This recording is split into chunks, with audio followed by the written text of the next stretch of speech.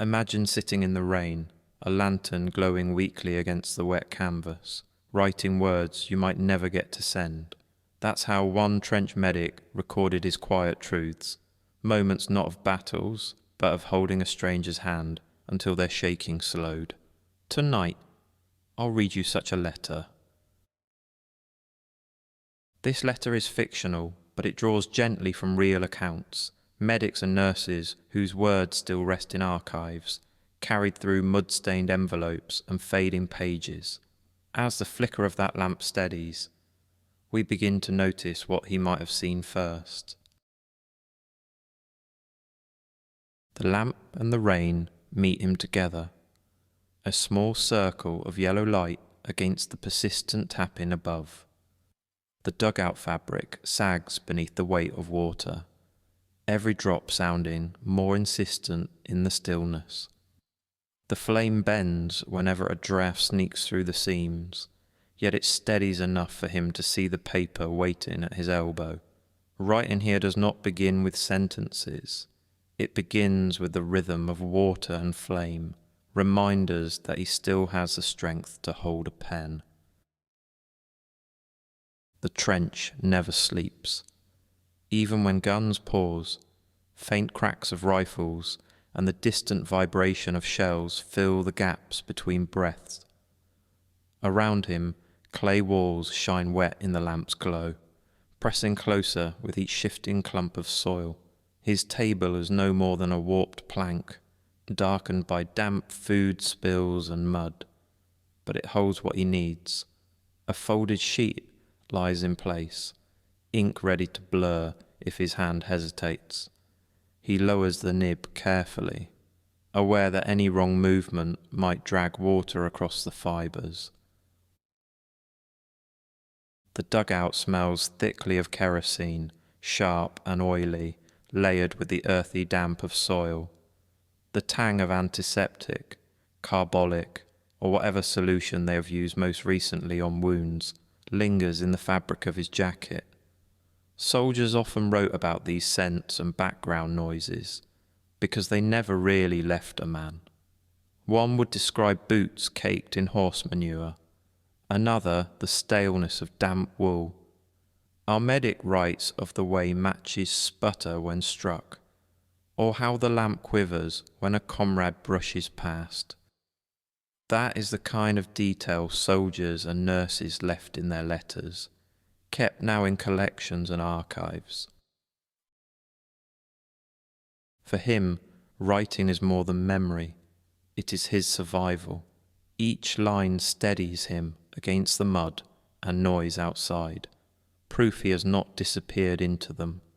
He writes as though speaking to someone at home, but beneath that is something more personal, a quiet conversation with himself.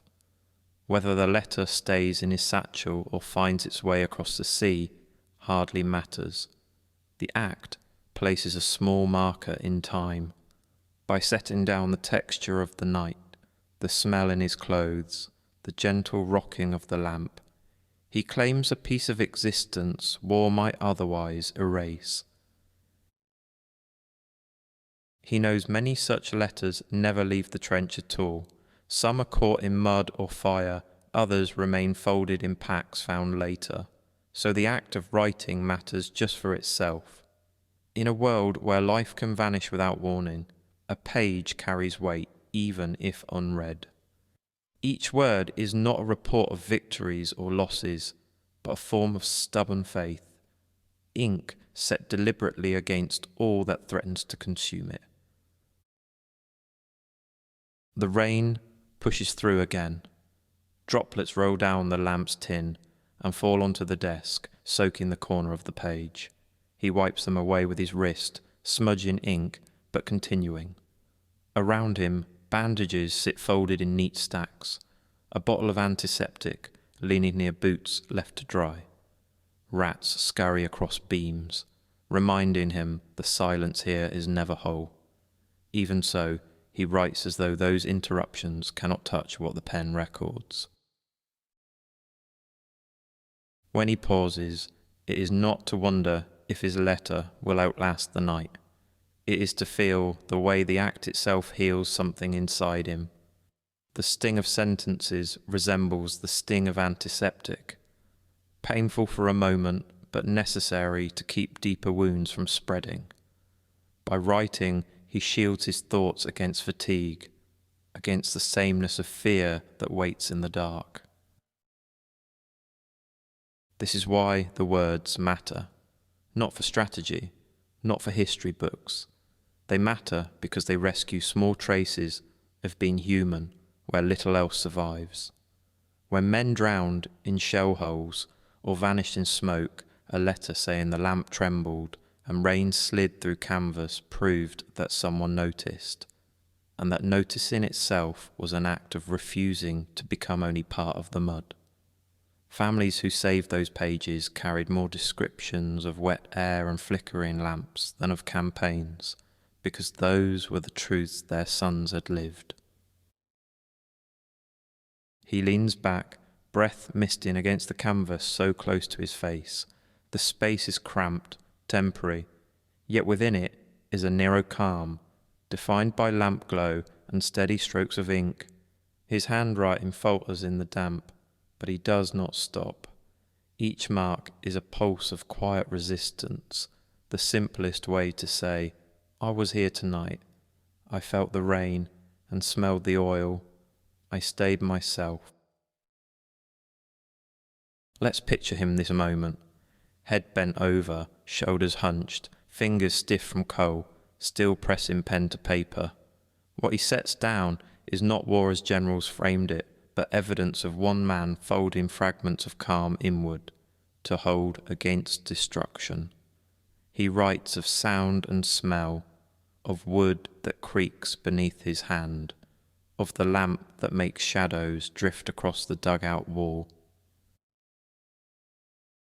In the greater scale, these pages may seem too slight, but their strength lies in those smallest details.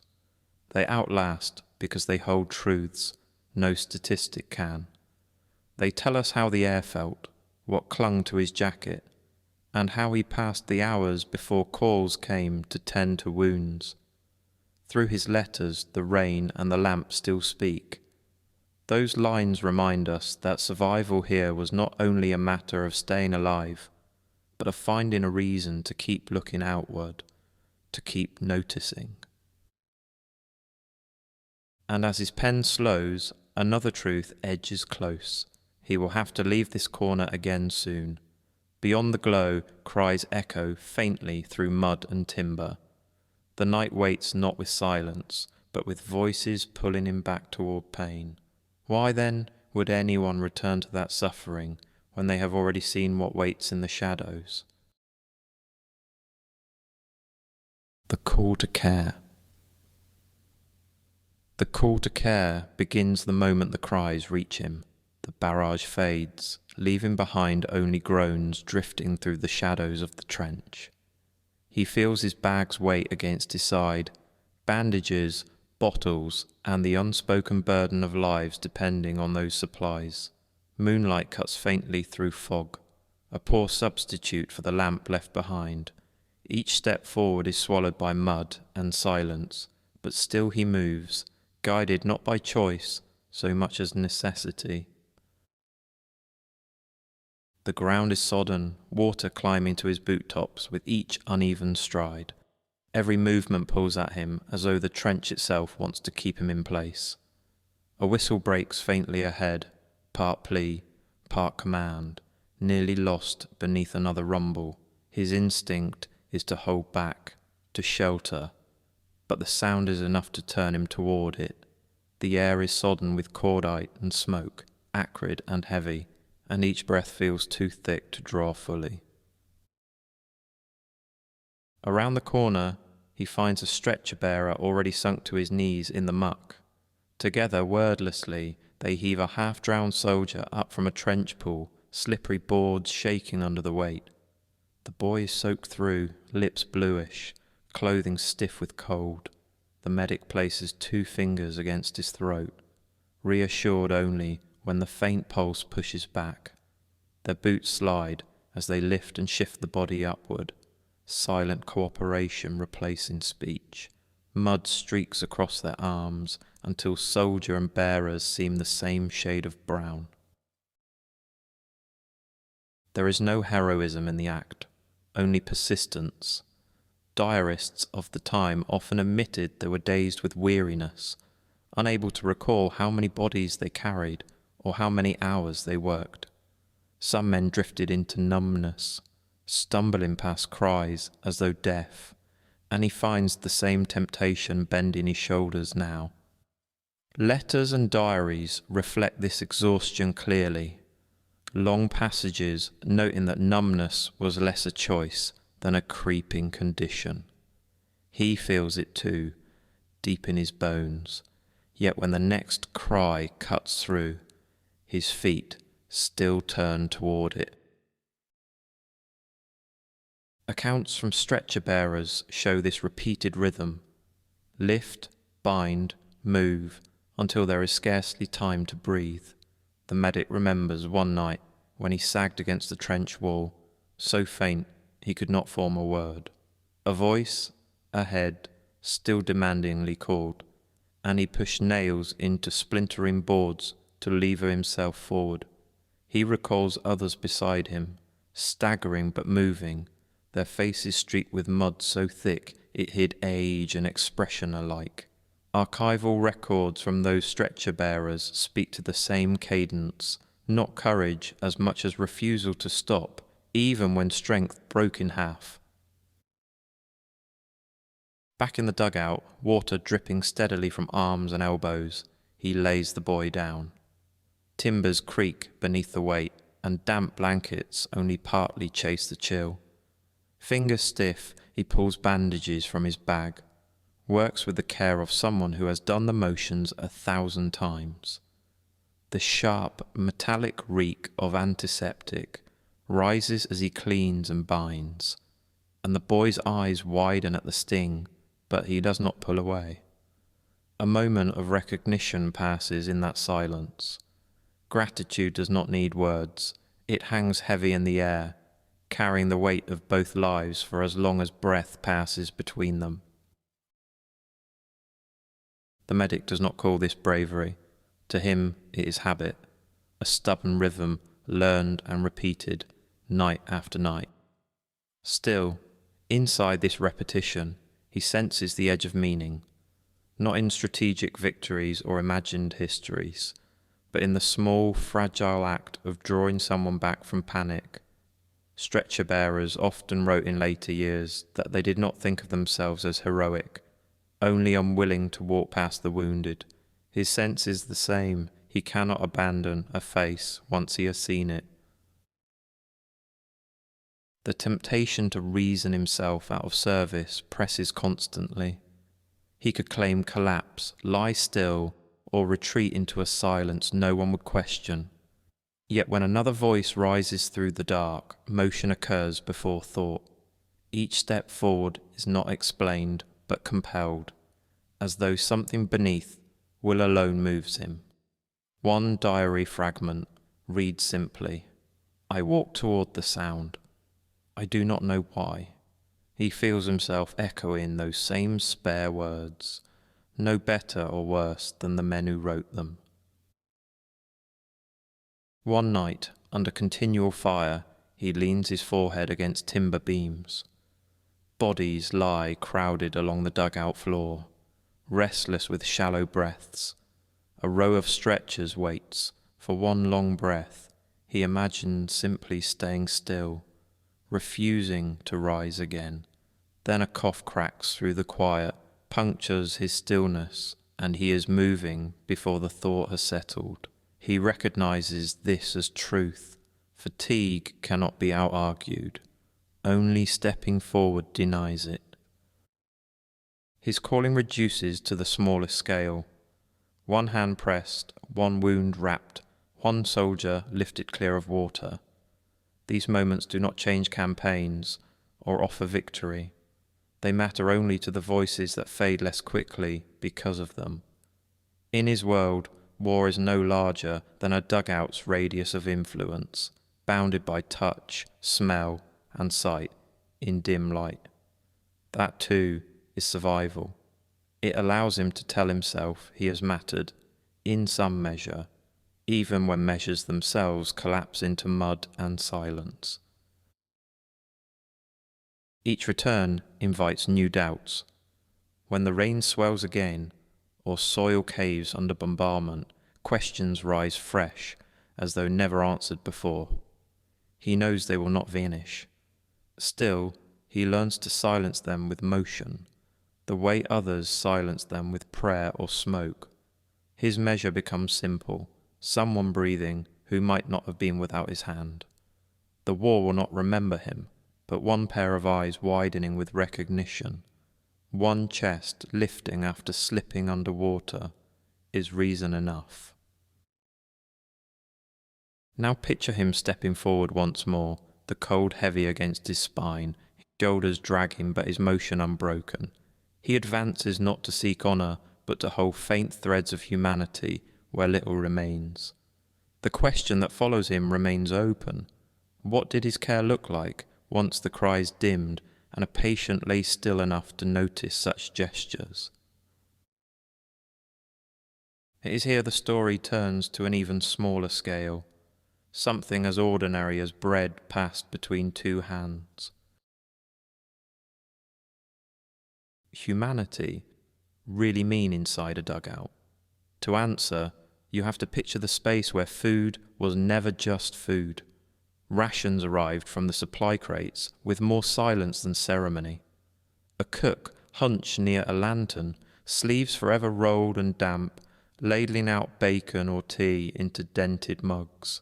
Bread was always the constant, heavy, coarse-grained, hard to tear without ragged strips falling onto the floorboards slick with rain. A smear of jam, at times so thin it slipped like tinted water, was the only sweetness to break through the grey. Men queued in the dark, mess tins clutched in their hands, patient but weary, waiting for something to keep the hours bearable until morning. Bread was counted carefully, half a loaf per man. Those words appeared often in soldiers' own letters, as though the figure itself summed up life in the trenches. Some days, even that ration stretched thinner, split between two or more soldiers, divided into uneven fists of crust that dissolved sour in the mouth. Complaint rarely changed anything, but hunger coiled tightly inside them, making men quicker to snap, their patience shortened by every missing bite. As often as he bound wounds, the medic watched hunger take form in silence after meals, and the mistrust that grew when someone seemed to receive more than his share. It was not only bodies that thinned, tempers did too. There was one evening when he noticed a soldier clutch his bread against his chest with both arms, while shells thundered outside, as though no blast could frighten him more than the thought of losing that crust. Hunger urged men away from one another, deeper into themselves, and because of that, generosity looked unnatural. Sharing meant weakness in a setting where every strength counted. You risked a slower reflex or a foggier step tomorrow. That was why, when a man did choose to part with food, it startled the trench more than any medical service. On a stretcher, you expected help, but in the ration line, you expected only solitude. The medic recalled a night much like this. He had just finished winding bandages around a leg, split by shrapnel, his fingers stained with antiseptic and dirt. The rations came late, bread heaped in lumps on a sagging crate, tins of jam thin to watery streaks. Men collected their share, half a loaf each, then found planks to sit on, chewing quietly, heads drooping with fatigue. The medic accepted his portion last, holding it loosely without appetite. Out of the corner of his eye, he noticed a boy set apart from the others, no older than 19. The boy sat drawn up into himself, knees pressed tight to chest, boots still leaking from hours outside in the flooded trench. His uniform looked like wet wool draped over stick-thin shoulders, fingers swollen and deep red. A hunk of bread already lay in his palm, but he only held it, staring at the damp wall rather than eating. The medic crossed over, sank down beside him, and without a word, placed half of his own ration into the boy's hands. The bread landed with a weight far greater than its matter. At first, the boy blinked down at it in suspicion, as if questioning how anyone could willingly surrender food. He almost pushed it back into the medic's grip, yet something in his posture softened. The tightness of his mouth, the tension in his hunched shoulders. Eventually, he lowered his head in a faint nod. Nothing spoken, but enough. Later, the medic recalled that what moved him most was not gratitude, but shock. Shock that the boy realized his misery had been seen by someone else. Shock that hunger had not locked them entirely apart. His eyes carried words no pen could capture, a fragile release that gave the medic himself a measure of strength. He slept on a hollow stomach that night, but he remembered it as calm instead of loss. In such acts, food became more than fuel. In scarcity, bread turned into a form of morale itself. One ration shared could counter silence better than lantern light or even rest. Soldiers wrote often about the details of food, far more than about campaigns or generals. Page after page described biscuits too hard for teeth, bacon grey with damp, tea lukewarm instead of hot. Those seemed like small things, but they became the rhythms men noticed most. Their letters proved that survival was measured in crusts, mugs, and jam tins, far more than in tactical movements marked on maps. That tells us something important.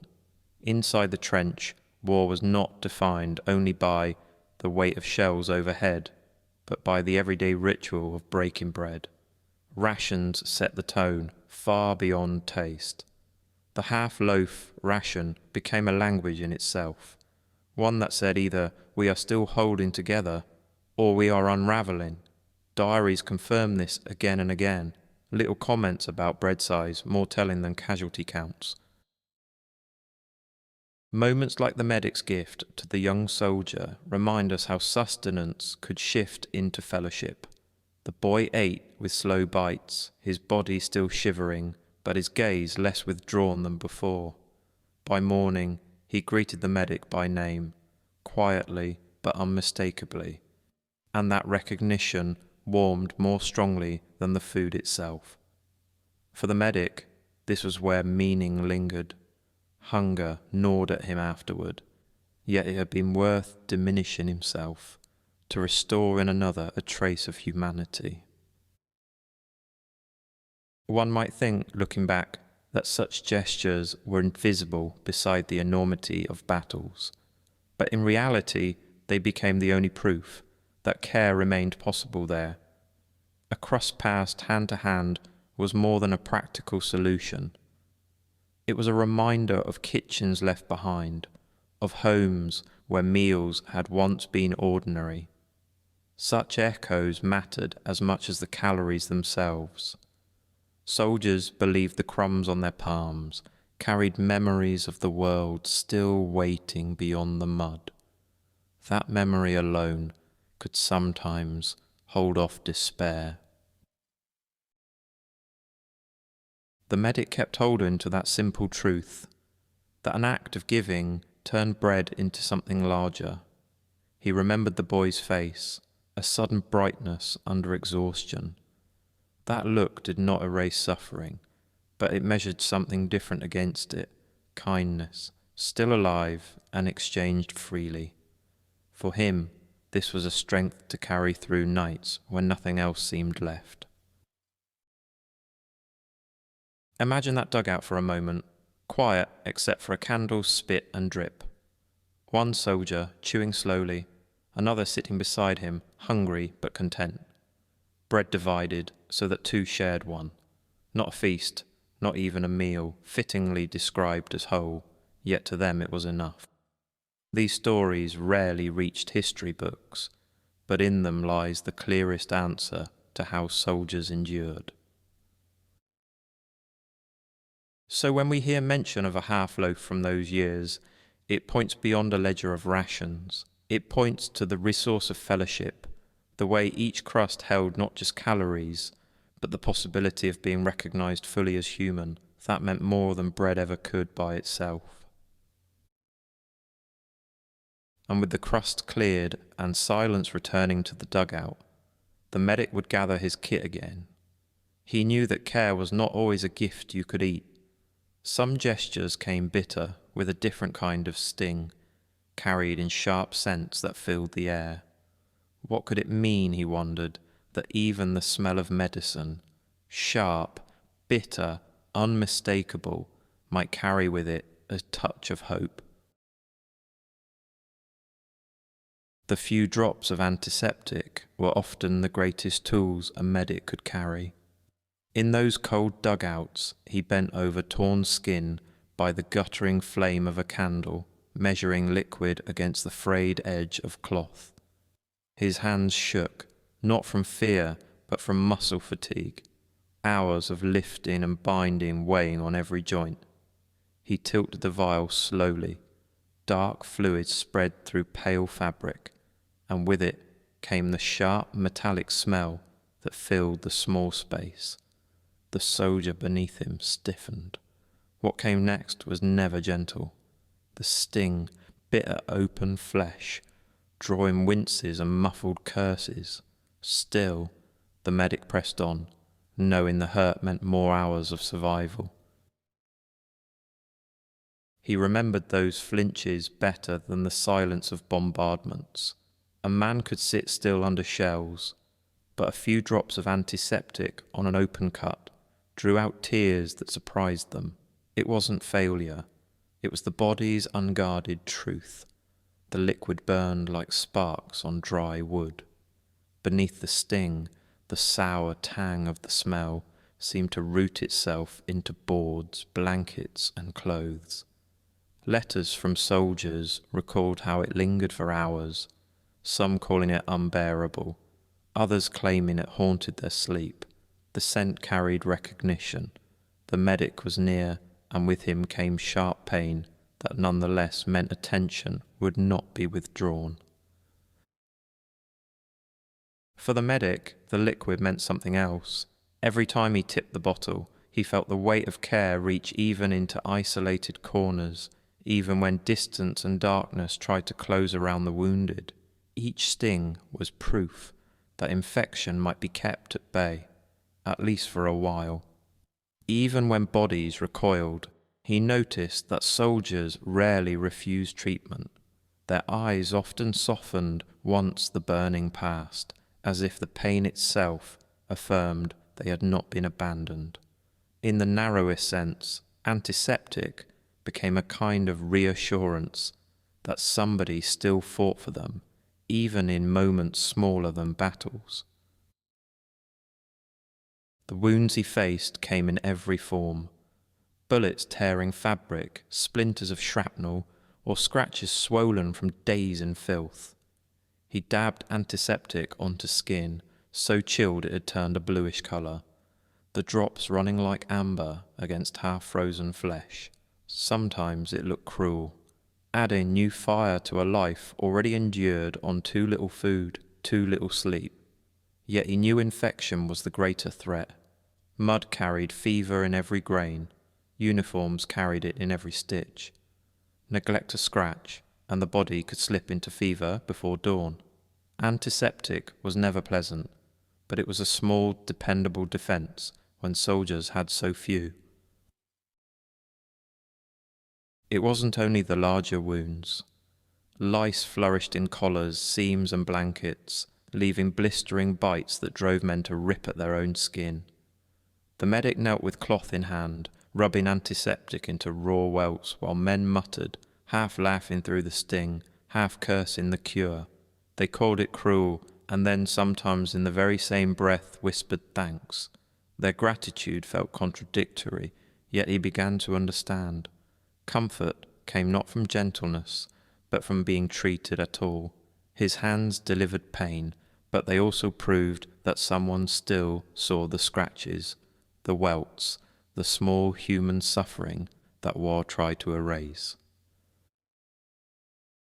Supplies were scarce. Every drop counted, so administering antiseptic was also a statement that a life mattered. Bottles were fragile, convoys could be turned back, wagons sunk in mud, or flasks shattered along the way. Each time he uncorked what remained, he measured carefully. Which wound required the sting, and which could wait? Soldiers noticed the hesitation, the care with which the medic reserved a few drops. Receiving it meant they were worth the cost of rarity. For some, that knowledge steadied them more deeply than the burn itself. And still, the sting never softened with time. He often found himself bracing alongside his patients, the rag pressed down firmly, soldiers hissing, teeth clenched against the fire.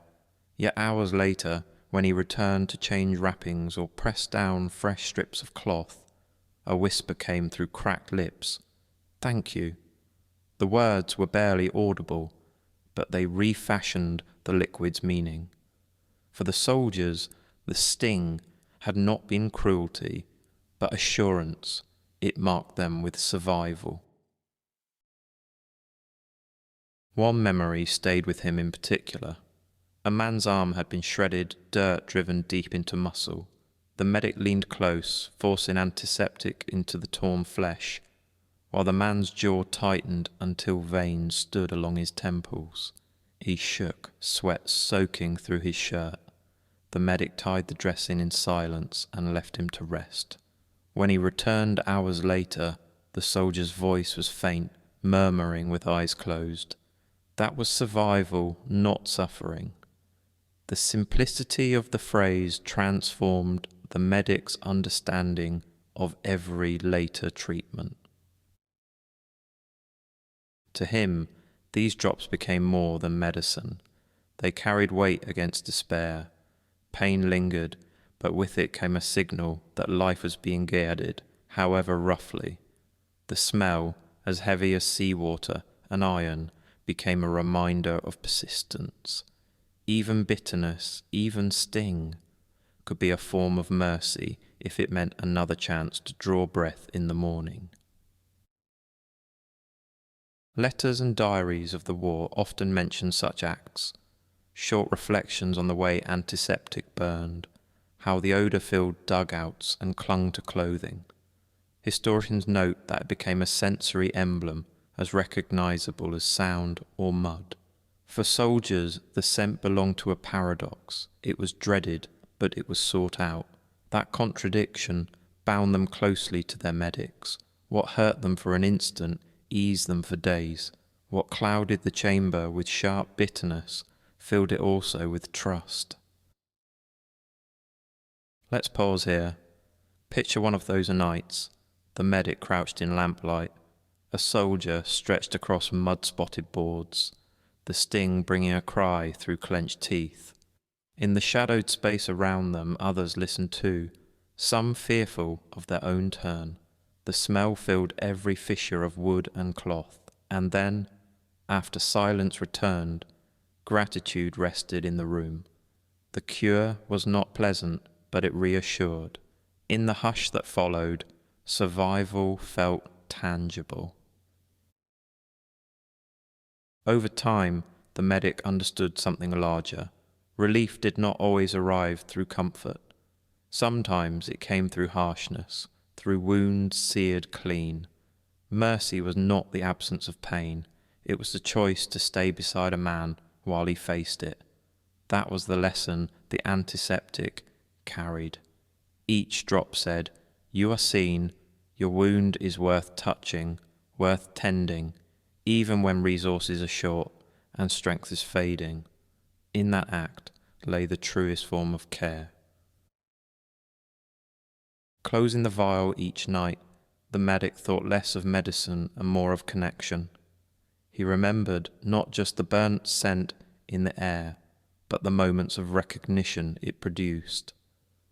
Many men might not live long enough to finish their letter home, but while he held those bottles, they knew their lives were met with effort. The glass flasks themselves felt fragile, yet what they carried endured in bonds no fire could destroy. The treatment became fellowship, quiet, scarred and enduring, made visible through a few careful drops. And as he reflected on this, he realized care did not always have to come through bottles or cloth. When medicine ran low, he searched for other ways to ease trembling hands and restless minds.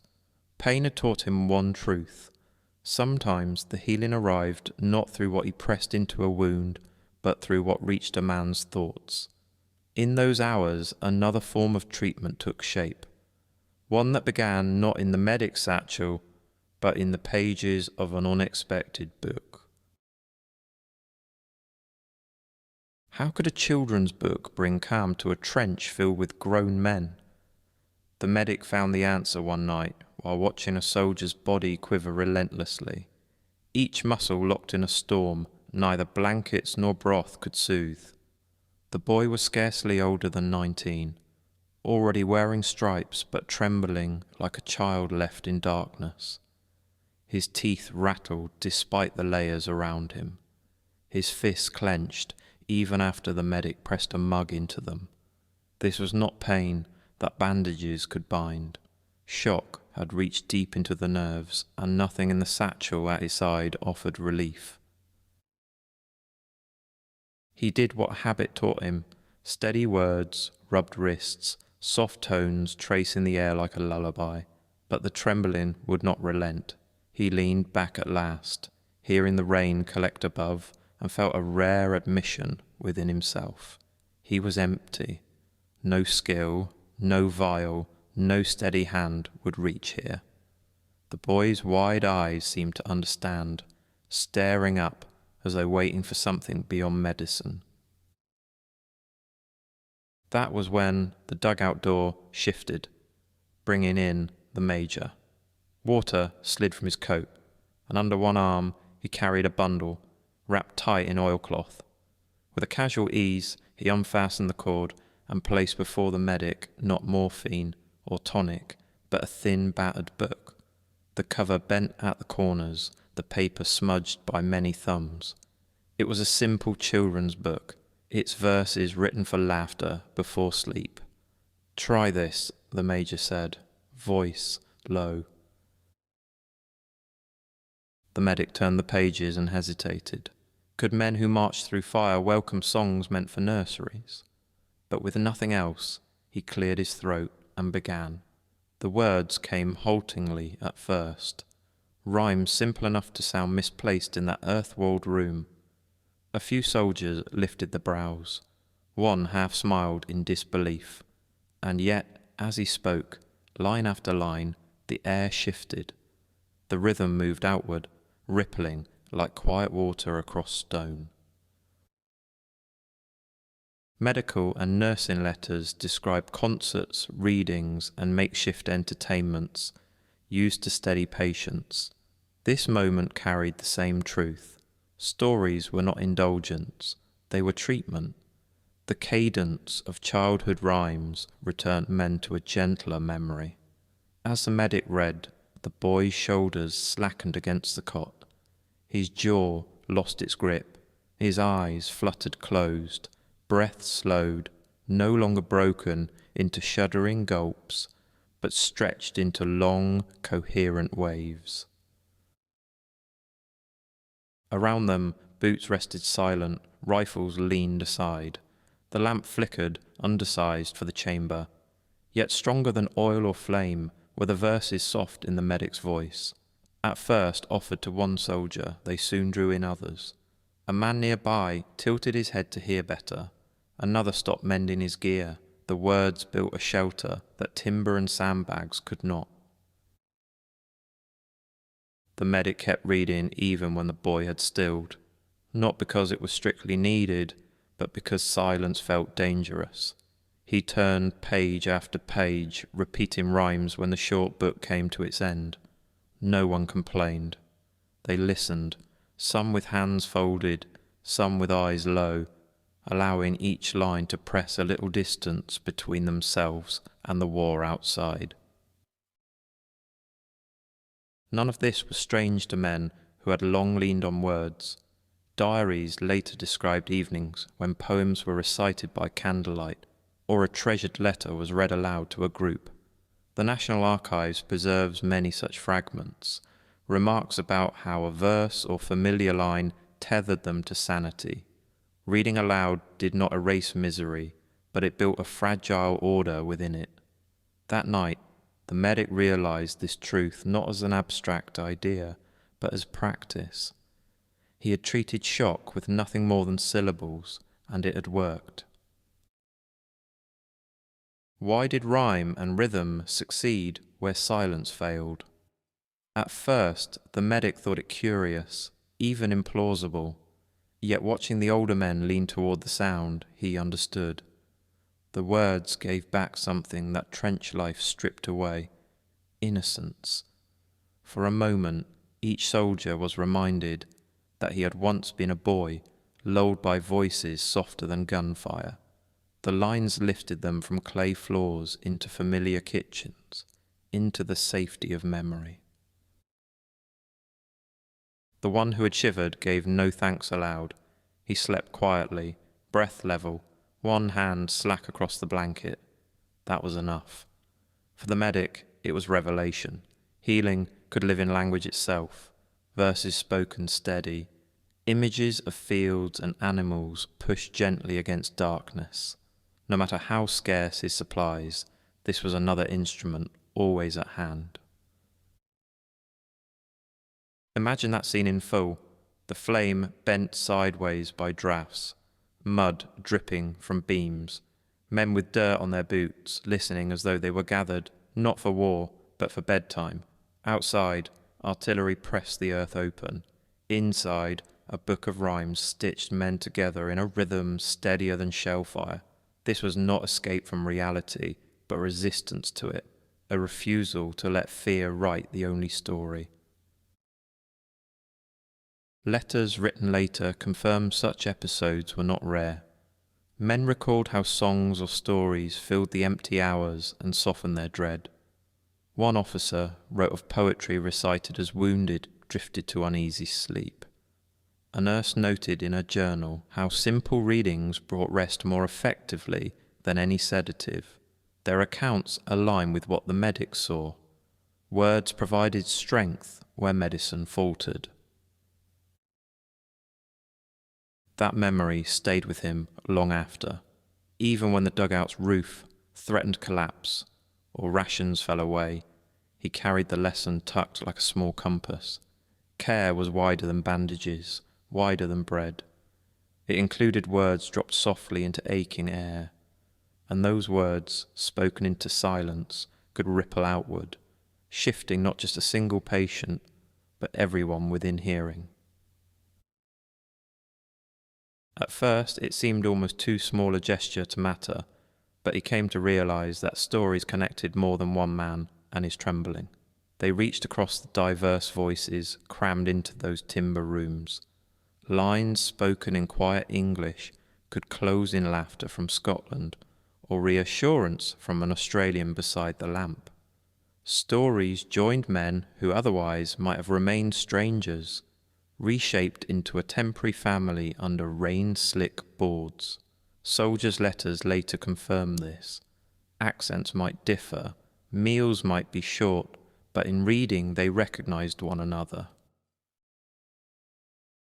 From that cramped dugout, the medic carried the understanding that compassion could spread as surely as fear. It needed only verse, a voice, and the willingness to read. A simple book tamed one boy's trembling, but its sound reached further, settling companions who had borne their own hidden quakes. War demanded division, ranks, nations, classes, but here the same words carried across each border. And so the medic began to expect it. The way language found common ground in places mud otherwise kept apart. What before felt like coincidence soon seemed like quiet law. One story soothed not only the ill, but bound together those listening, however briefly. This memory leads us forward, for if a single rhyme could still one soldier, what might happen when voices from Scotland, England, and Australia found themselves joined beneath the same leaking roof? What happened when Scotland, England, and Australia found their voices mingling under the same leaking roof? The medic remembered an evening when the dugout walls wept with steady drips, and laughter carried more warmth than blankets ever could. He had just stepped down into the timber-lined space, boots sinking into muck at the threshold, when he heard three accents rising in uneven chorus. An English corporal leaned against the doorframe with his tin mug of weak tea. Across from him, a Scotsman sat propped against sandbags stuffed with damp straw. An Australian balanced cross-legged on a warped plank, kettle perched between his knees. Different corners of the empire, different tones of voice, yet they pressed shoulder to shoulder, trading words with ease. Rank technically divided them, but mud eroded the sharpness of hierarchy. Titles and deference slipped in the steam and smoke of shared meals. Cultural divisions lingered in cadence and slang, but no man could mistake how hunger levelled him, how coal burrowed into bone without distinction. Survival was its own command, and shells rattling timbers overhead dissolved rules quicker than orders from the parade ground. What at home might have been cause for distance here became reasons to step closer. The medic noticed it unfold slowly, a soft kind of alliance born not of proclamation, but of shared need. One Scotsman gave sour fortune a comic twist, holding up still wet socks and muttering they'd be better for swimming than marching. Even men half buried in fatigue broke into smiles. Humour rippled outward, carrying relief that bandages could not provide. The Australian drew a small ration of tea leaves, hoarded against reason, and tipped them into his battered kettle. Instead of brewing for himself, he poured 3 mugs, passing them without comment. Steam rose, carrying a smell faintly domestic. For a moment, the dugout smelled less like damp clay and more like some makeshift kitchen, forgotten comfort stitched into steaming tin cups. The medic recognised how this unity formed naturally, unpushed and unplanned. He sat in his corner, careful to observe, and saw generosity occur at the same pace as struggle.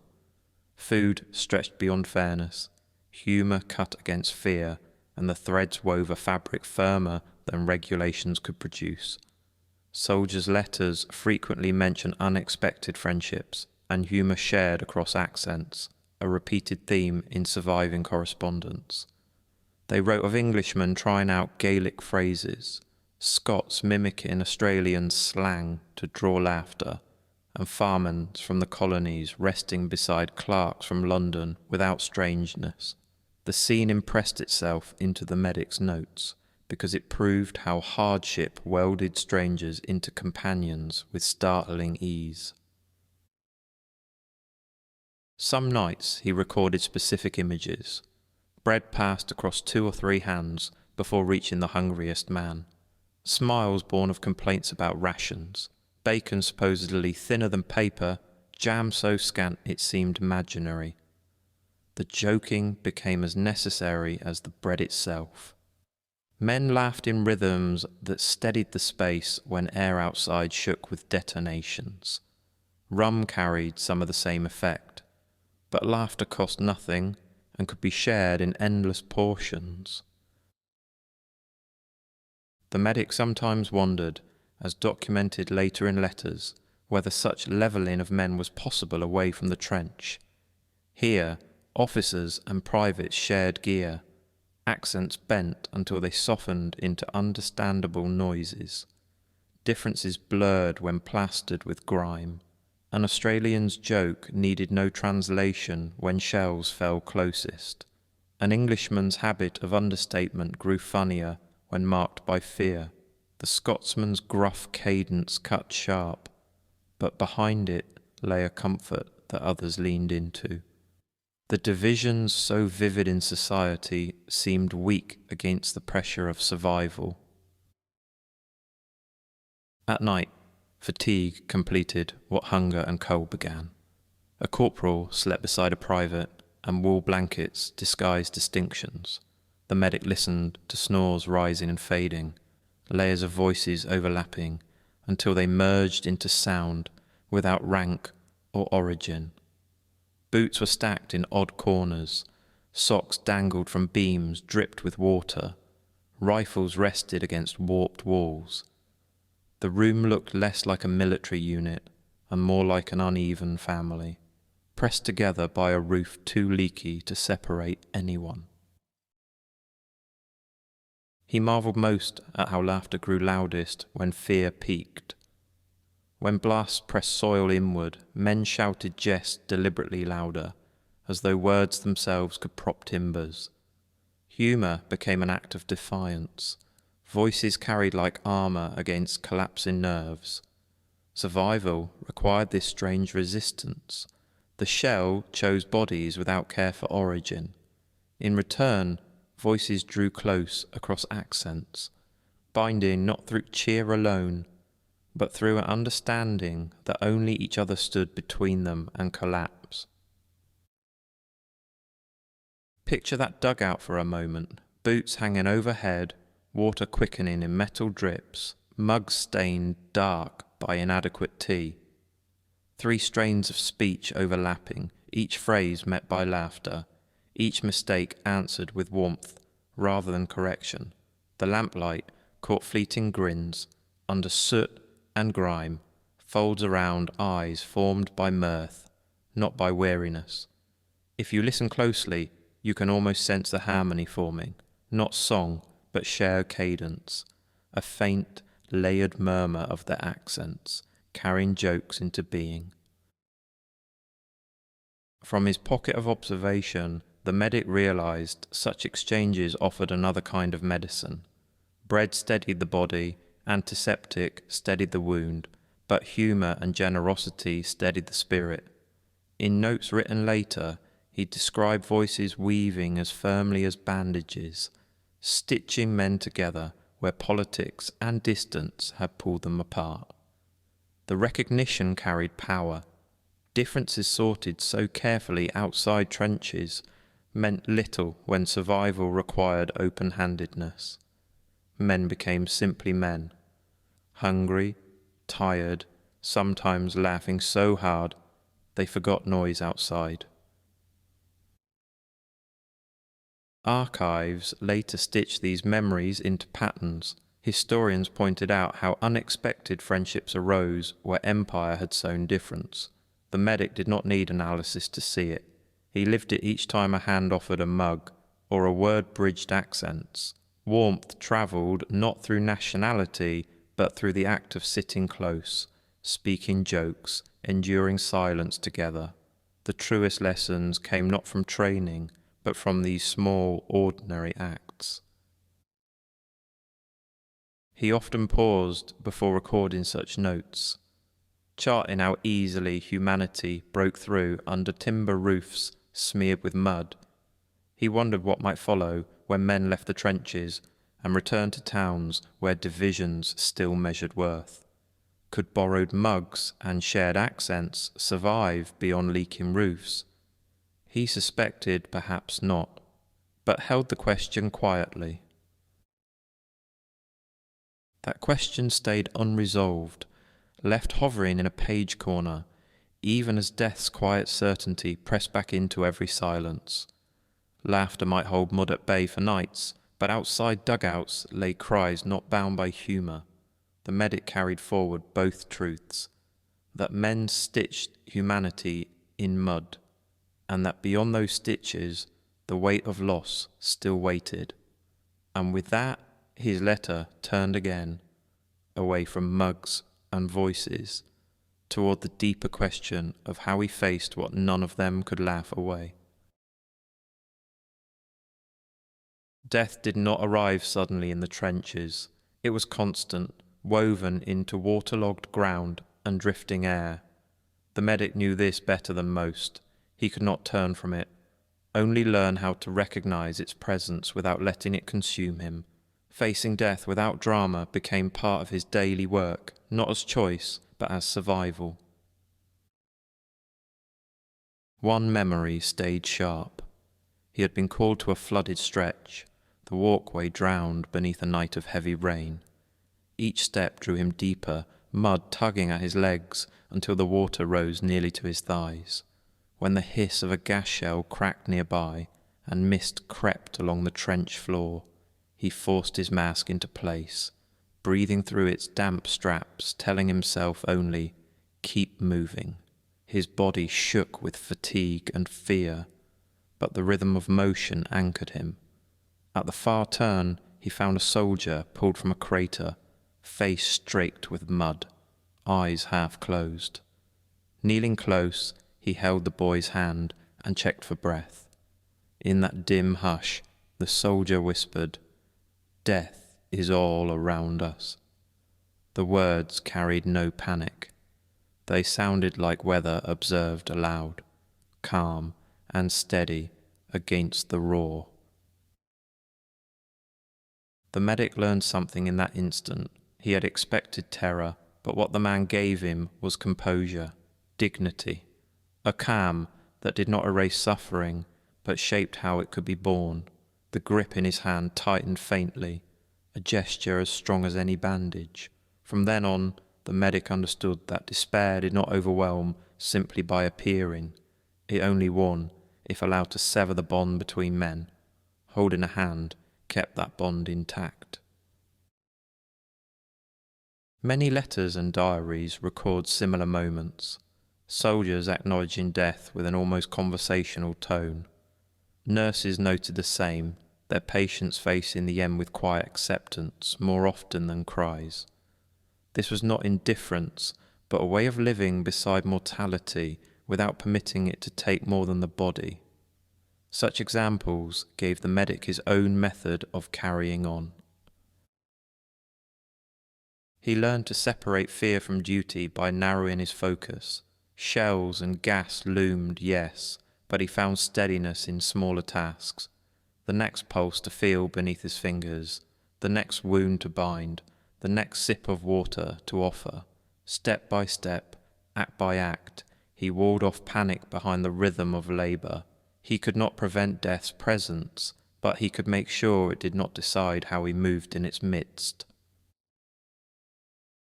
There were other reminders too, scattered in the days that followed. A man straightening his coat before being carried out, another tucking a letter against his chest to keep dry even in mud. Small gestures, yet each declared that identity and dignity still stood inside the chaos. For the medic, noticing these became essential. They were threads he wove against despair, proof that the human spirit could hold its ground. To picture it, imagine the medic back in that trench, knee-deep in water, rain still falling, shells grinding in the distance. He listens again to that calm whisper. Death is all around us. The voice does not tremble. It acknowledges. It steadies. That sound became part of him.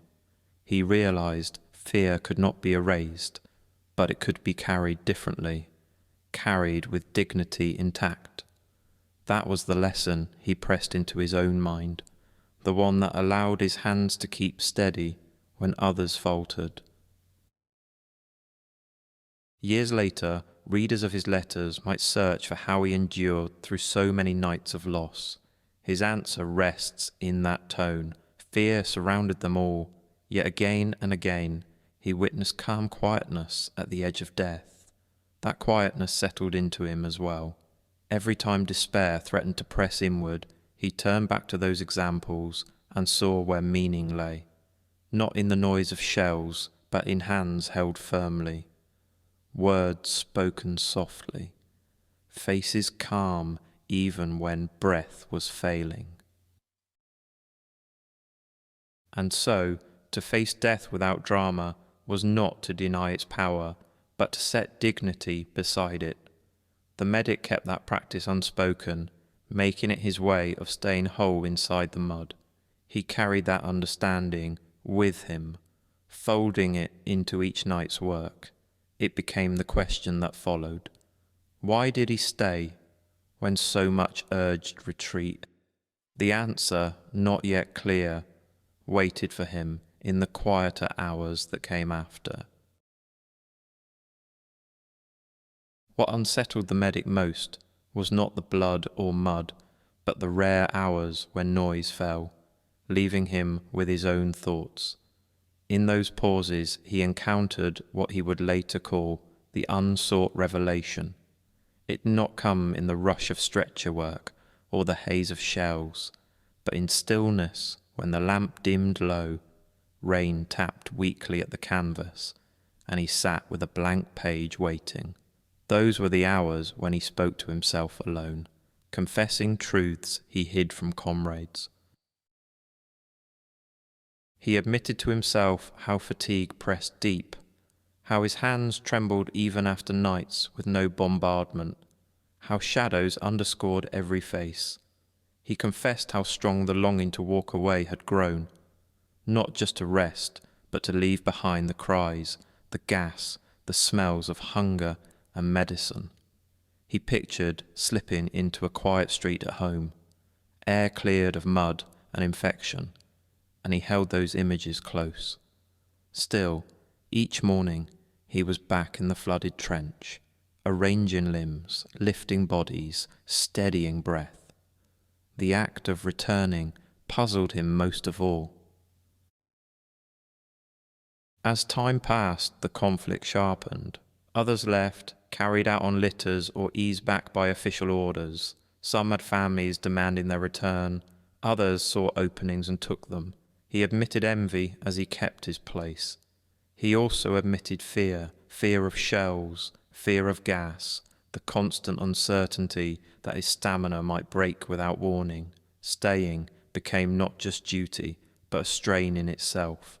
It felt like another wound, invisible but heavy.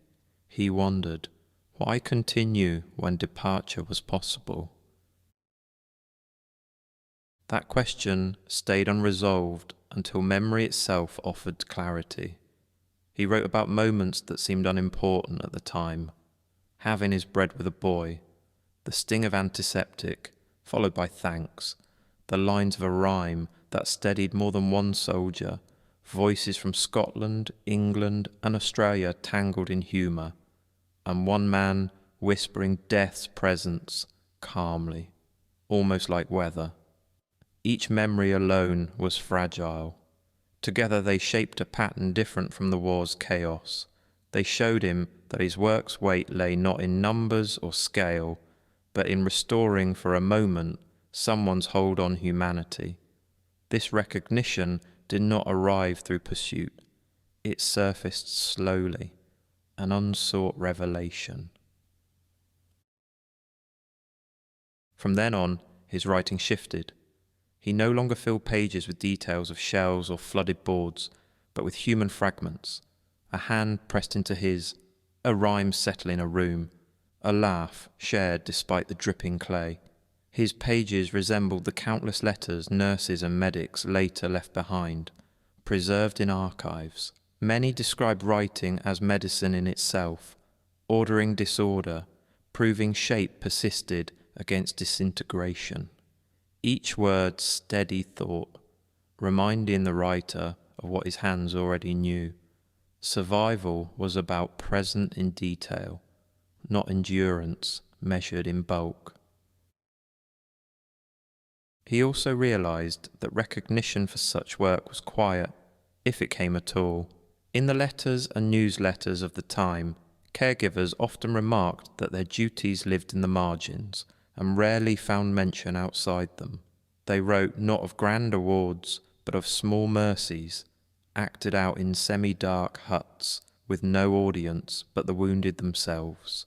He came to an understanding that his task was not decoration, but preservation, preserving breath, preserving sanity, preserving fragments of humanity when destruction pressed hardest.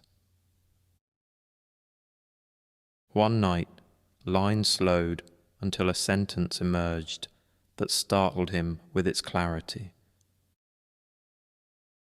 Perhaps the purpose is not to claim victory, but to leave fewer men feeling forgotten.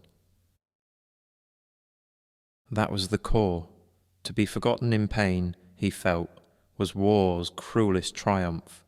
To feel remembered, touched, acknowledged, even briefly, was its strongest defiance. He sensed the pen itself slow at that line. Rain struck above, but tension eased with the words. He had found, unexpectedly, a foundation for why he continued. His staying was not waste, but resistance through care. You can imagine the moment. Lamp unsteady, boards damp, paper beginning to soften, yet handwriting firmer, strokes pressed more deliberately than before. His realization was not dramatic, but it was solid. Gestures once dismissed as small were no longer small. They were essential proof that not all was lost. Later readers of such letters saw the same. Doctors wrote outward to gazettes, nurses in quiet notes, medics in personal diaries, each testifying that resilience survived through the effort to keep compassion alive. Historians gathered them because they showed something strategy could not. How meaning was carried in detail. His pages belonged to that larger testimony, even if he never planned it so.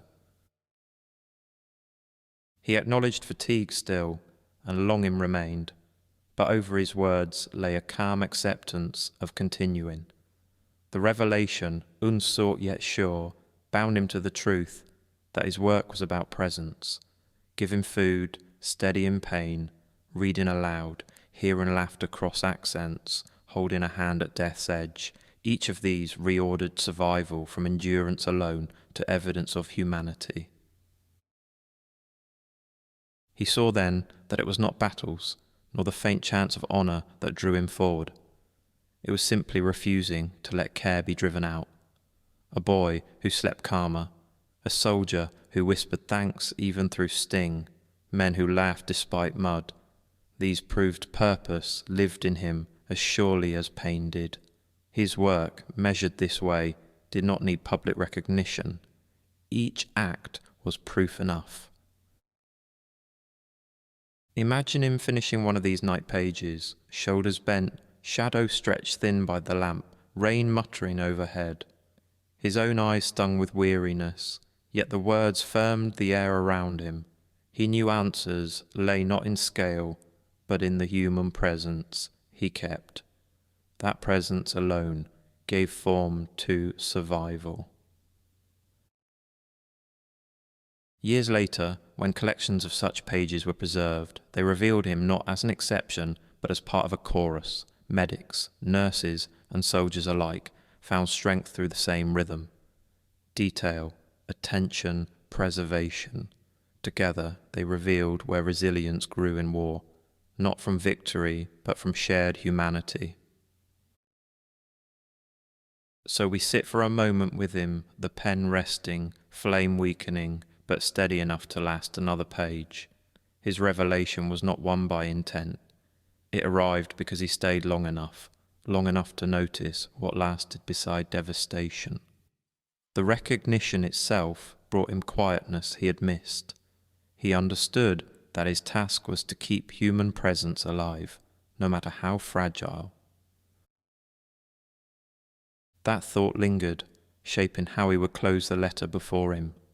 The page turned toward its final passage, one last piece to leave behind, and it led him to ask not about himself, but about what might remain after. If purpose had been found here, then what small elixir could carry forward, softened in paper and ink, waiting for someone else to find one day when the war itself had faded. What he carried home from the trenches was not a weapon or medal, but something quieter, the strength he returned with, lived folded Inside the pages he wrote at night. Unfinished letters, part memory, part prayer, part proof that he had been there. Even when water dripped through the dugout roof and ink blurred across softened paper, he bent over his words, steadying the page with his wrist. He wrote, knowing the letter might never travel farther than his pocket. Yet when he folded the sheet carefully, smoothing the creases with tired fingers, he was preserving more than sentences. He was preserving the act of care itself. The weight of that realization surprised him. Each night he folded paper, not certain it would last past dawn, but sure the folding mattered. A page set aside became a vow, that humanity could live even in places made to erase it. Later, many such letters, sent or unsent, were recovered, and now help us remember these small mercies. When we read them today in dim archive rooms, or behind glass cases in museums, the words carry the warmth that first set them down. A medic's cramped handwriting recording not battles, but what it meant simply to be human in the mud. Writing steadied him as surely as bandages steadied wounds. When he shared half a loaf of bread, pressing it silently into a boy's hands, he wrote of it by lamplight afterward. When antiseptic burned raw flesh and drew muffled curses, he remembered the whispered thanks, and ink carried that gratitude onward. When stories from a children's book dulled the trembling of a frightened soldier, his letter held the memory, line by line. When laughter carried across accents, Australia, England, Scotland, merging in humour, he pinned those moments into paragraphs, proof that fellowship had found its place even here. The act of turning kindness into record was its own survival, his quiet strength sealed in paper folds. For him, writing was more than testimony. It was presence. In a dugout rank, with damp wood and the scent of smoke, with the breath of fevered men at his side, he pressed sentences because it was the one thing war could not wrench from him. If the paper rotted, if the lamp burned out before the words were finished, the act itself declared resistance. He remained human enough to remember. Every fold of a letter was him refusing to become only a bearer of stretchers and silence.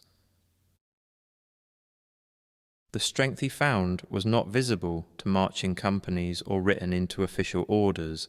It lay instead in the rhythms that filled his pages. Bread shared, bitter antiseptic, voices raised in rhyme, a whispered acknowledgement of death born without panic.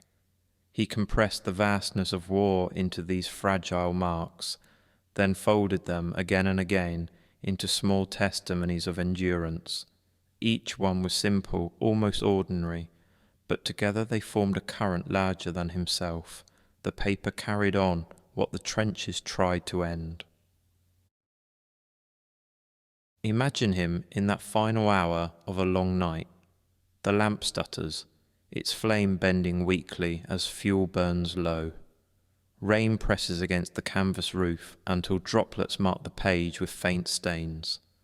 Around him, bodies shift in restless sleep, their breaths uneven. He bends closer, hunching to protect the words, and finishes the last scrawled line. Then, with deliberate care, he folds the letter in 2, then in 4, smoothing the corners with a cracked fingertip. He slips it into his jacket, lays a palm against it for a moment, and exhales. Outside, shells still break the air. Yet here, in the small act of preserving ink, he finds a form of calm. That calm was what he carried out of war. It was not triumph carved into stone, but memory pressed into soft paper and pockets. These folded letters became his return gift, an elixir found not in conquest, but in the choice to write quietly at the edge of destruction. Decades later, the papers tell us that humanity endured in details as small as breath, as soft as a whisper, as fragile as smudged ink, and still those details outlasted battlefields. Walk now into a modern archive and you witness it. A clerk brings out an envelope, browned at the edges, the paper soft from damp years. Inside, words wait. Lines about the weight of blankets, the way bread tore unevenly. How a medic read aloud until one boy fell asleep. In those details he lives again. Not as a soldier in campaigns, but as a human being refusing to let care vanish. The preservation gives strength to us as it once steadied him. The medic himself may not have believed these fragments would matter. He folded without expectation, sealing his words out of habit more than strategy. Yet the repetition turned ritual. In each folded page, he shaped meaning against despair. That is why we can say his return was not marked in medals alone, but in this quiet archive of mercy. So as we picture him one last time, hunched by a lamp that is almost spent, rain drumming faintly above, listen to the sound of paper rustling against cloth. That is the sound of strength returning, not loudly, but with calm persistence. His words did not claim victory. They claimed memory. They whispered presence into silence. They offered survival pressed into the fibers of a page. This is a gift he carried home, a reminder for us that strength does not always shout. It sometimes slips gently into an envelope, warmed briefly by a man's chest, folded with quiet strength under the steady rhythm of rain. Humanity was not preserved in victories written into stone, but in the small mercies traced onto soft, rain-marked pages. Picture the medic folding his letter in a dim dugout, every crease a quiet proof that care persisted where destruction tried to reign. In those still hours, survival became remembrance, and remembrance gave meaning enough to continue. Consider this. One small kindness you notice or offer today can ripple farther than you expect. Remember too that these scenes come from letters kept by families and archives, fragments that continue to carry their quiet strength. If this brought calm, you may subscribe for more readings like it.